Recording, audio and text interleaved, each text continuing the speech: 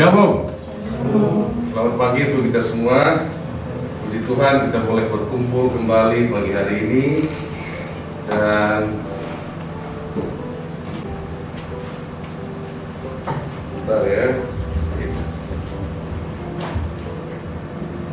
Ya, ini lagi musim flu dan demam. Ya, kita bersyukur Bang Monang juga baru pulih ya.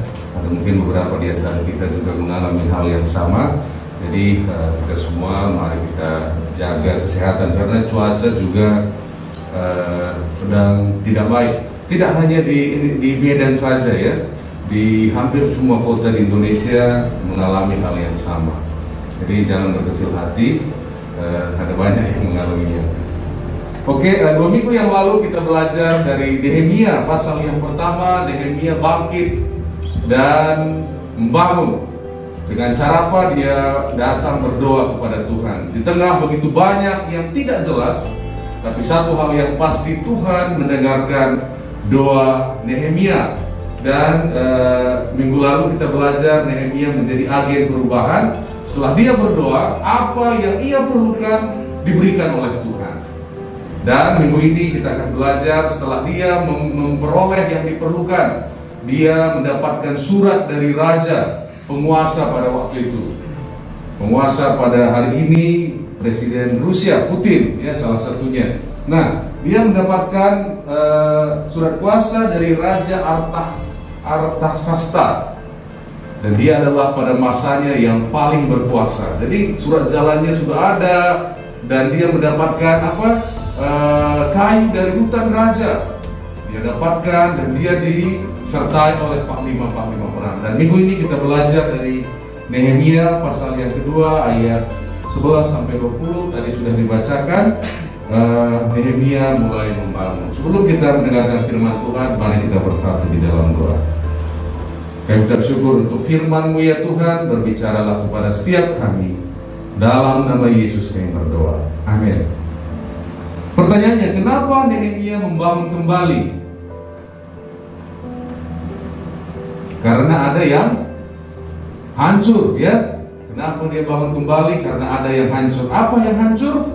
Tembok Yerusalem. Nah, hancur punya banyak bentuk. Kalau hari ini kita lihat di TV atau di internet atau dalam berita, di Ukraina. Saya kalau khotbah nggak susah ngomongnya. Ukraina ya. Di Ukraina, oke. Rumahnya hancur, apartemennya hancur. Kenapa? Karena dibom. Nanti akan mereka ada masa membangun kembali. Nah, hancur punya banyak bentuk. Kemarin banjir menghancurkan juga beberapa rumah di Medan. Ada gempa di Padang menghancurkan beberapa rumah. Nah, hancur juga bisa berbicara mengenai keadaan hati kita. Tapi saya percaya ini anak-anak muda ya, nggak ada yang udah hancur masa depanku, nggak ada begitu kan? Masa depan yang penuh pengharapan, amin. Nah, mungkin kita merasa hati kita yang hancur, atau kita merasa kok saya ini orangnya selalu kesepian, di tengah keramaian juga sepi. Mungkin kita merasa juga hancur. Kenapa? Mungkin waktu kecil kita mungkin bersama orang tua, tapi secara emosional kita tidak dipenuhi oleh orang tua. Kita tidak merasa kita dikasihi dan berharga. Memang semua keperluan kita ada, makanan kita ada dan lain sebagainya, tapi rasanya kok saya kemana-mana juga sepi. Karena secara emosional kita nggak dapat dari orang tua, dan itu mempengaruhi kita. Mungkin dalam hubungan, mungkin antara satu dengan yang lain, antara kakak dan adik, abang dan lain sebagainya, kita bisa memiliki hubungan yang hancur. Atau mungkin di dalam keluarga, rumah tangga, kita memiliki hubungan yang rusak. Itu yang dibangun kembali. Dan pagi hari ini kita belajar, mari mulai membangun. Berapa orang yang siap mulai membangun? Mungkin yang anak-anak muda membangun masa depan ya. Mari kita mulai membangun. Nah, perjalanan Nehemia dari Persia itu Iran hari ini ya, Iran ke Yerusalem itu 2166 km. Dan pada waktu itu dia mengendarai kuda dan dibutuhkan 3 bulan perjalanan yang Berbahaya. Dia harus berhenti di banyak tempat dan diperiksa, mau kemana ini? Itu makanya setelah 3 hari aku di sana, ayat keduanya dikatakan, bangunlah aku. Oh, jadi ngapain selama 3 hari? Tidur. Jadi setelah 3 bulan perjalanan, layak nggak dia tidur 3 hari? Layak ya. Mungkin kalau saya seminggu, karena 3 bulan loh perjalanan. Udah. Nah, tapi istirahat itu sama pentingnya dengan bekerja.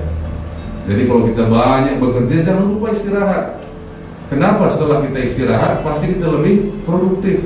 Makanya setelah Allah menciptakan semuanya pada hari yang ke-7, dia ngapain? Beristirahat, ya kan? Nah, Allah aja beristirahat, apalagi kita yang diciptakan. Jadi bekerja dan istirahat itu sama pentingnya. Nah, dia sangat memiliki tekad yang besar untuk membangun kembali, sehingga perjalanan yang panjang ini dia jalani. Kemudian apa yang terjadi? Dia sampai di Yerusalem tentunya kan. Dan setelah itu dikatakan, ini ayat yang ke-2, bangunlah pada malam hari bersama-sama beberapa orang saja yang menyertai aku. Aku tidak beritahukan kepada siapapun rencana yang akan kulakukan untuk Yerusalem yang diberikan Allahku dalam hatiku. Juga tak ada lain binatang kepada kecuali yang kutunggangi. Nah, pagi hari ini kita belajar beberapa hal dari Nehemia, dia membangun kembali. Yang pertama, Nehemia membangun kembali tembok Yerusalem dengan ngapain? Berdoa. Kita belajar minggu yang lalu, dia mulai dengan berdoa. Kenapa? Karena di Mazmur 127 ayat 1, Mazmur 127 ayat 1,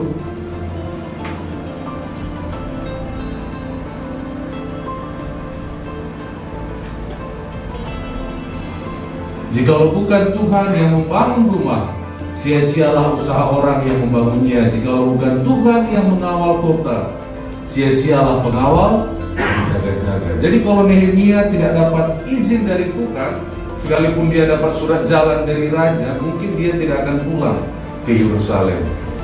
Kenapa? Karena bagi Nehemia penyertaan Tuhan jauh lebih penting.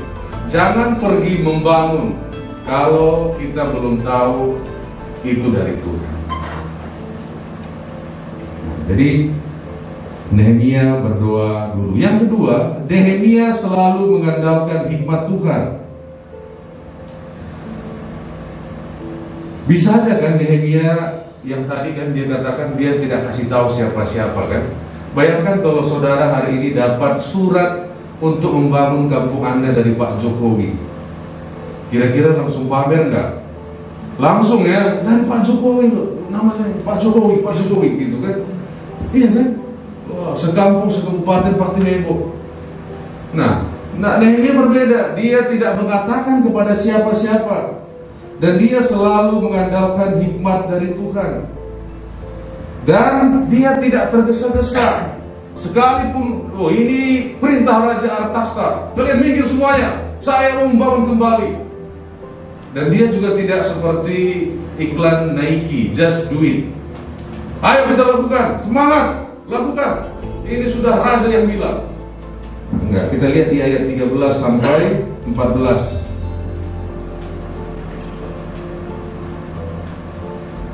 Satu, dua, tiga. Demikian pada malam hari aku keluar melalui pintu gerbang lebak ke jurusan mata air ular naga dan pintu gerbang sampah. Aku menyelidiki dengan seksama tembok-tembok Yerusalem yang telah terbongkar dan pintu-pintu gerbangnya yang habis dimakan api. Lalu aku meneruskan perjalananku ke pintu gerbang mata air dan ke kolam raja, karena binatang yang kutunggangi tidak dapat lalu di tempat itu. Jadi Nehemia survei dulu. Tidak semata-mata karena wah ini perintah raja langsung kulakukan. Jadi kira-kira begini, kalau inilah tembok Yerusalem itu keseluruhan, saya enggak. Nah, oke. Dia yang tadi disebutkan ayat 13 dan 14 ya di sebelah sininya. Jadi dia survei dulu sebelah sini, kira-kira bangunannya gimana ya? Apa yang diperlukan sehingga dia punya rencana agar bangunan itu bisa dibangun kembali. Nah, kalau kita mungkin lebih kepada just do it ya. Oh, lakukan dulu. Nah, tapi Nehemia berpikir, kalau kulakukan ini, kira-kira kedepannya bagaimana? Kalau raja tahu kalau nanti kubangun ini, raja senang nggak ya? Banyak hal yang dipikirkan. Nah, jadi kita juga dalam membangun masa depan nggak tahu apa yang mau kita bangun, coba dipikirkan dulu. Tapi jangan juga habis dalam perencanaan, tidak melakukan apa-apa ya. Ada istilahnya paralyzed by analyze. Jadi saking banyaknya analisis nggak ngapa-ngapain ya kan? Wah, analisis terus gitu. Nggak juga begitu. Jadi Nehemia menganalisis sedikit dan melakukannya. Nah, dengan apa yang kita lakukan, buat juga perencanaan dalam segala hal. Nah, kalau kau yang lakukan ini, kira-kira yang itu marah nggak ya? Kalau saya buat begini, si ini marah nggak ya? Kalau saya buat begini, kira-kira gimana nanti 2 bulan, 3 bulan, setahun ke depan, bagaimana jadinya? Jadi dipikirkan, ada rencananya. Nah, jadi Nehemia survei, tidak hanya wah sudah dapat dari raja, kita lakukan. Tapi dia tidak, bagaimana dampak jangka panjangnya. Nah, secara konteks gereja pelayanan ini juga bisa kita pelajari. Bagaimana 3 bulan, setahun, bahkan beberapa tahun yang akan datang. Di Amsal 21 ayat 5 dikatakan, Amsal 21 ayat 5, ayat 6. Oke, rancangan orang rajin semata-mata mendatangkan kelimpahan, tetapi setiap orang yang tergesa-gesa hanya akan mengalami kekurangan.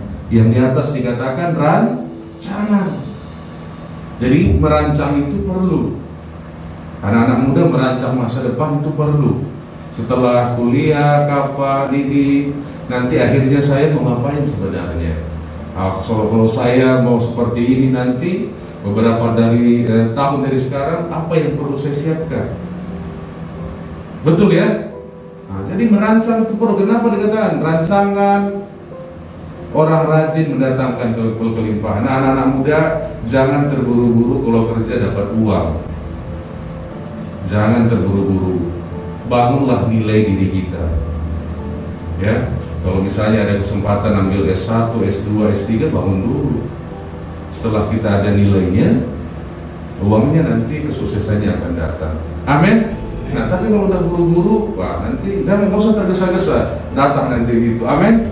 Nah, jadi kalau sebelum tidur coba afirmasi, wah, kelimpahan akan menyertaiku, kebijaksanaan, kemurahan menyertaiku, gitu ya. Anak muda jangan terburu-buru ya. Sekarang waktu belajar ya belajar aja. Waktu lagi les musik ya, iya belajar musik aja dulu. Jangan terburu-buru jadi terkenal. Nanti pasti akan terkenal. Kalau udah bagus pasti terkenal kan? Pasti akan diundang. Pengalaman ya, amin ya. Amin. Jangan tergesa-gesa. Yang ketiga, Nehemia membangun bersama. Kita baca ayat 17 sampai 18.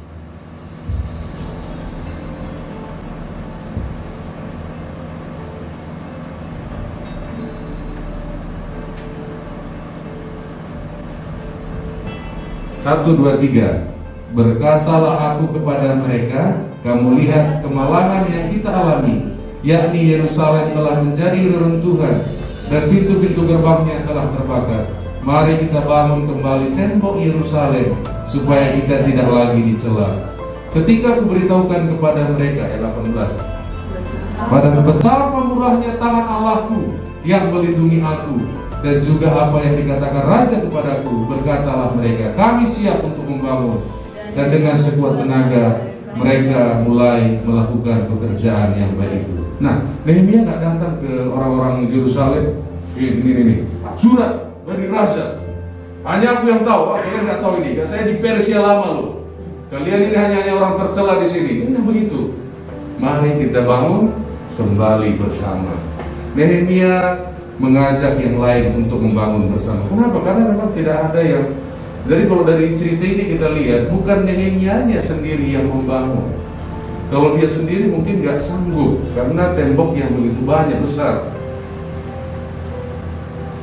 Nah, Dari sini kita belajar bahwa ini bukan tentang Nehemia, tetapi tentang semua umat Tuhan yang bersatu hati membangun kembali tembok Yerusalem. Dan dikatakan tadi, ketika kuceritakan betapa tangan Allahku, Allah Nehemia, Allah mereka juga bukan? Iya kan?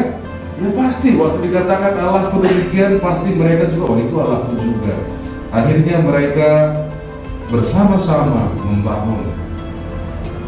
Nah, dalam konteks gereja, mari bersama-sama kita bangun kembali.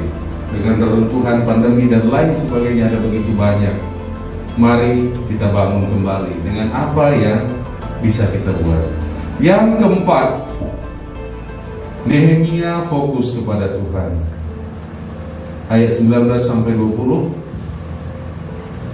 1, 2, 3. Ketika Sanballat orang Arab, Sanballat ini gubernur di Samaria, dan Tobia orang Amon pelayan itu, dan Geshem orang Arab mendengar itu, mereka mengolok-olokkan dan menghina kami. Kata mereka, apa yang kamu lakukan itu? Apa kamu memberontak terhadap raja? Nah, pertanyaan, bukankah Nehemia dapat surat dari raja? Kan bisa aja kan, kau Sanballat, nggak kau tahu ini surat siapa ini, gitu kan? Tapi respon Nehemia ayat berikutnya, aku menjawab mereka, kataku, Allah semesta langit, dialah yang membuat kami berhasil. Kami hamba-hambanya telah siap untuk membangun, tetapi kamu tak punya bagian atau hak dan tidak akan diingat di Yerusalem. Bisa aja kan Nehemia bilang, oh Sanballat, habis kau nanti, ini perintah raja loh. Tapi sekalipun dia punya surat dari Presiden Jokowi, dari Artasasta, Nehemia menjawab, Allah semesta langit. Nehemia fokus kepada Tuhan. Nehemia fokus kepada keberhasilannya datang dari Tuhan.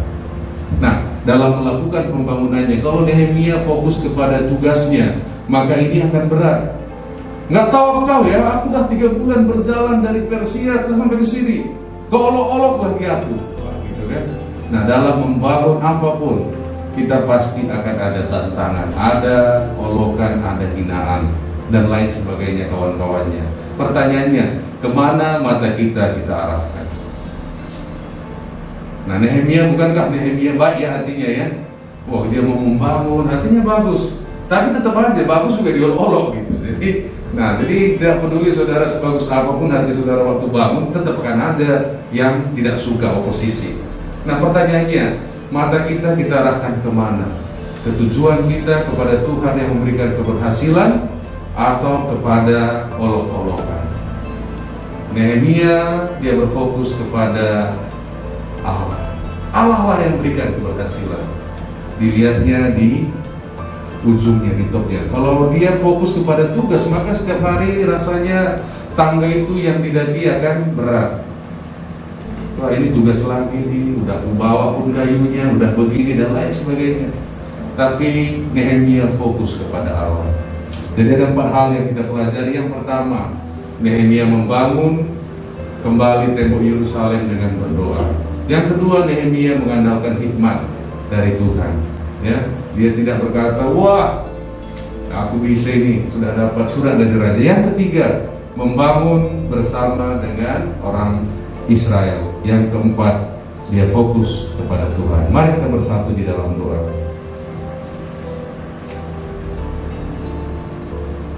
Bahwa pagi hari ini kami datang ke hadirat-Mu ya Tuhan.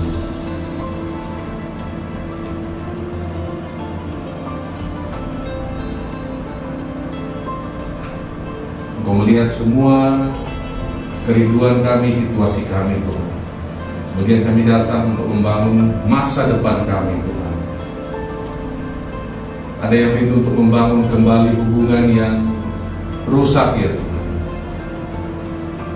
Mungkin pengharapan kami yang rusak Tuhan. Mungkin iman kami, atau mungkin keberadaan hati kami Tuhan. Hari ini kami datang kembali kepada-Mu ya Tuhan. Biarlah seperti Nehemia Engkau berikan semangat, kekuatan itu Tuhan, agar kami dapat kembali membangun tembok-tembok yang hancur di dalam kehidupan kami ya Tuhan. Dalam nama Yesus kami berdoa. Amin.